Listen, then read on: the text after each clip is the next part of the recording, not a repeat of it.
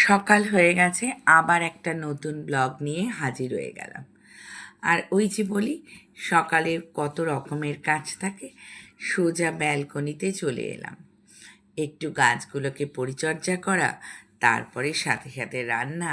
কারণ আবার কর্তামশাই খেয়ে বেরোবে, সঙ্গে ছেলে, এইসব করে দিনের শুরু। আর তার সাথে সাথে কী রান্না করছি, আলুগুলোকে ভেজে নিয়েছি। আর এই বড়াগুলো কিন্তু মিষ্টির দোকানে রেডিমেডই কিনতে পাওয়া যায়, একদম রেগুলারের মশলা। তার সঙ্গে একটা টমেটো বেটে দিয়ে দিয়েছিলাম, একটুখানি কষিয়ে নিলাম। যখন তেল ছেড়ে এসেছে তখন একটু গরম জল দিয়ে ফুটে উঠতেই বড়া দিয়ে দিলাম। সারাদিন তাড়াহুড়ো করে নিচে নামতে হবে, নিচে ভোগ খাওয়া, জগন্নাথের উল্টো রথ। আর মাসির বাড়ি থেকে জগন্নাথদেব নিজের বাড়িতে আসছে। এ যেন একটা মহা সমারোহ আমার এখানে, যেন ওই আনন্দে আমরাও মনে হয় বেড়াতে গিয়েছিলাম, বাড়ি ফেরার পালা। দুপুরবেলা সারা দুপুর সব বন্ধুদের সাথে হই হই করে 4টের সময় রথ নিয়ে বেরিয়ে পড়া হলো।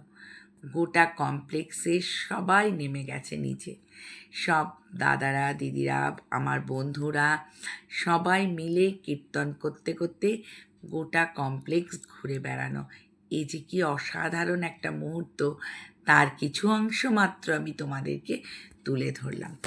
আর কৃষ্ণ নাম করতে করতে যখন আমরা সবাই নাচ করছি, সত্যি বেশ ভালো লাগছে। আর জানো তো, শাড়িটা আমার পরে ওঠা হয়নি, মন খারাপ হচ্ছিল শাড়ি পরতে পারলাম না বলে। আসলে পাটা ভীষণ ব্যথা, কিন্তু আনন্দের কমতি নেই। দুপুরবেলাটা কিন্তু শাড়ি পরেছিলাম, সেটাও তোমাদের কাছে পরের দিন একটা ছোট্ট ব্লগে তোমাদেরকে দেখিয়ে দেব। এত ভালো লাগে না আমাদের এখানে কোনো অনুষ্ঠান মানে, যেন মনে হয় সেটা বিশাল আকারে। তারপর ঘুরতে ঘুরতে জগন্নাথদেব চলে এলো মন্দিরে, মানে ওটাই ওনার নিজের বাড়ি।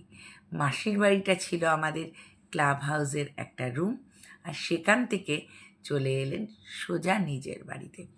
নিজের বাড়িতে এসেও কিন্তু বিশ্রাম নেই, তারপর স্নান টান সেরে আসনে বসা। অনেক কিছুই জানতাম না, যত দিন যাচ্ছে ততই এগুলো দেখছি, আর এত ভালো লাগছে।